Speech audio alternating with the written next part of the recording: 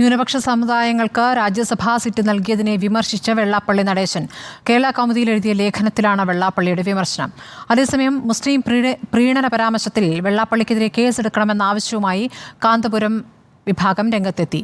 എന്നാൽ വെള്ളാപ്പള്ളി പറഞ്ഞത് സത്യമാണ് എന്നായിരുന്നു BJP സംസ്ഥാന അധ്യക്ഷൻ K. സുരേന്ദ്രന്റെ പ്രതികരണം. പിന്നാക്ക വോട്ടുകൾ BJPയിലേക്ക് പോയെന്ന് വിലപിക്കുകയാണ് CPIM. അതിനിടയിലാണ് രാജ്യസഭാ സീറ്റ് നിർണയത്തിലെ അവഗണന.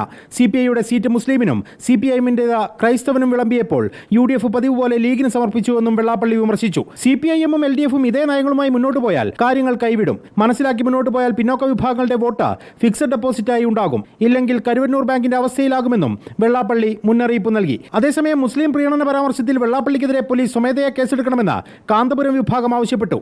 വർഗീയത വളർത്താൻ ലക്ഷ്യമിട്ടുള്ള പ്രസ്താവനയാണ് വെള്ളാപ്പള്ളി നടത്തിയത്. ഇടത് സർക്കാരിന്റെ നവോത്ഥാന സമിതിയിൽ നിന്നും വെള്ളാപ്പള്ളിയെ പുറത്താക്കണമെന്നും സിറാജ് മുഖപ്രസംഗം ആവശ്യപ്പെടുന്നുണ്ട്. എന്നാൽ വെള്ളാപ്പള്ളി പറഞ്ഞത് സത്യമെന്നായിരുന്നു BJP സംസ്ഥാന അധ്യക്ഷന്റെ പ്രതികരണം. അല്ല, വെള്ളാപ്പള്ളി നടേശൻ ആ കാര്യത്തിൽ എടുത്ത അഭിപ്രായം സത്യമല്ലേ? നിങ്ങൾ അദ്ദേഹത്തെ ക്രൂശിക്കുന്നു എന്നുള്ളതിന് ഞാനെന്തിനാ മറുപടി പറയുന്നു? റിപ്പോർട്ടർ, കോഴിക്കോട്.